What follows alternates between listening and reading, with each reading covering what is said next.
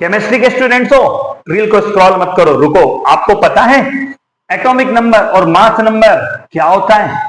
Atomic number and mass number, mass number को हम atomic mass भी बोल सकते हैं। आपको पता है क्या होता है? कोई भी अगर आपने एटम लिया है, एटम किसका होता है? किसी एलिमेंट का। एटम किसका होता है? किसी एलिमेंट का। आप अगर जानते हो हाइड्रोजन एक एलिमेंट है, हीलियम एक एलिमेंट है, तो जो एलिमेंट होता है उसमें बहुत सारे एटम्स होते हैं।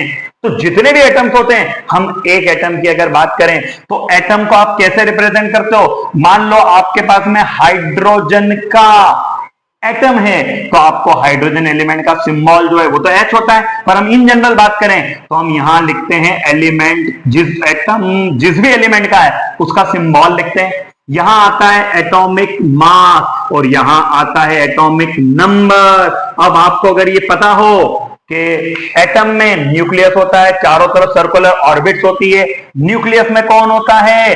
प्रोटॉन्स और न्यूट्रॉन। सर्कुलर ऑर्बिट्स में कौन रिवॉल्व करते हैं? इलेक्ट्रॉन। अगर आपको ये पता है तो किसी भी एटम के न्यूक्लियस में, एटम किसका है? एलिमेंट का, तो किसी भी एलिमेंट के एटम के न्यूक्लियस में जितने प्रोटॉन्स होते हैं वो उसका एटॉमिक नंबर होता है। Number of unit positive charge present in the nucleus of an atom of an element is called atomic number। मतलब आपको क्या देखना है? न्यूक्लियस में जितने प्रोटॉन हैं उतना एटॉमिक नंबर है। अब आप जानते हो कोई भी एटम क्या होता है? न्यूट्रल होता है, मतलब उसमें जितने प्रोटॉन उतने इलेक्ट्रॉन होते हैं। क्लियर?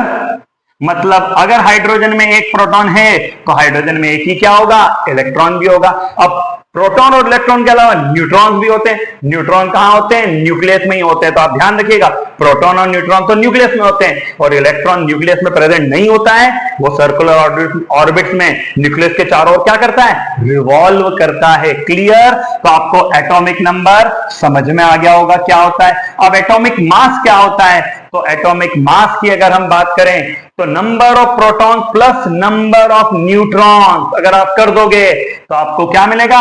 मास नंबर मिलेगा या एटॉमिक मास मिलेगा। क्लियर? मास नंबर या फिर एटॉमिक मास। तो एटॉमिक नंबर क्या है?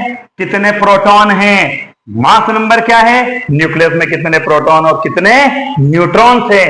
आई होप सो कि आपको दोनों समझ में आए होंगे। Thank you.